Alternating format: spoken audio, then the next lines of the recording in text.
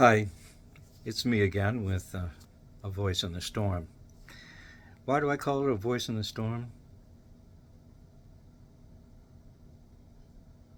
Figure it out.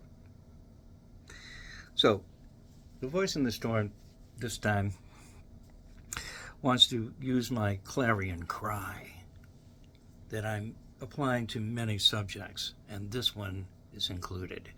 Enough is enough. Enough what? Enough lying about unidentified aerial phenomenon and the crash sites and all the equipment that you tried um, to copy and whatever. Just there is what is called an orgy of evidence involved in the sightings, and now we have film released from fighter pilots and all sorts of sources and witnesses. There are just volumes and volumes of these sightings. Sure, some of them are probably not credible, but so many are. And so lately, of course, the whoever in the government, I don't know, there are military people and there's spies and how deep this goes and how many organizations get involved at one time or another is probably huge. But anyway, the testimony that's going on in the hearings in front of Congress now was said to be a disappointment for those of us who were waiting for some kind of revelation from these folks. Just confirm what we already know. Stop making us and making people and sort of discrediting over decades many people and belittling them and threatening them in some cases.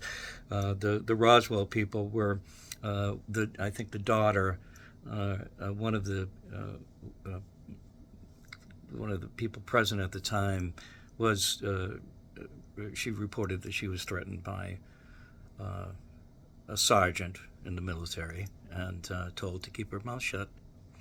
Okay, this and I'm sure doesn't that doesn't stand alone.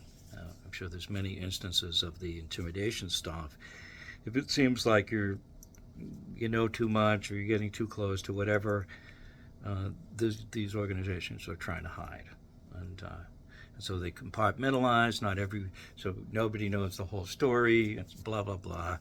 Very intelligence oriented types of operations and psyops and so on, and it's a crying shame because here's the point. These crafts, which clearly exist and have been around for quite a long time, that seem able to operate in atmosphere, under the water, and in space. Basically, these things are palpably real. Now, whether you want to say they come from another dimension, from the future, these both have been thrown in. However, it is quite clear that they are not made by our technology, and everybody has to admit it. Incredible film, incredible photographs of all this stuff. It's just amazing how much data and intel and proof there is. So let's stop being lying liars who lie because your boss told you to. I understand chain of command. I mean, you take the oath, you put on the uniform or whatever it is, you sign the non-disclosure agreement that's ironclad, really ironclad, and you don't have the job, and so you can intimidate people into obeying any order. Guy that puts on the uniform, you signed up, you put on the uniform, and most people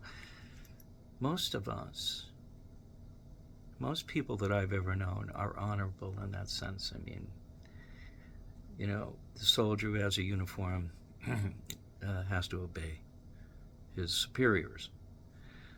But here's another clue. In the American military, initiative is not only looked for, but it's a requirement, initiative in battle, and so on. But also, what's required is to not obey an illegal command.